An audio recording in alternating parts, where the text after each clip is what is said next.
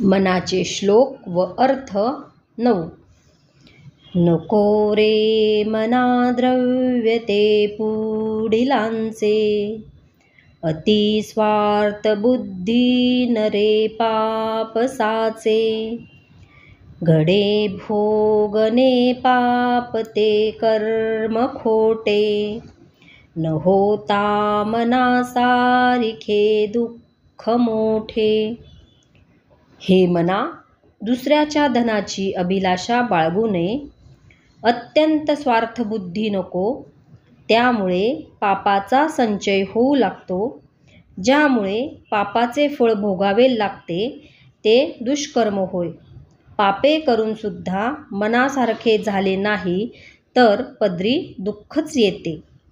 जय जय रघुवीर समर्थ.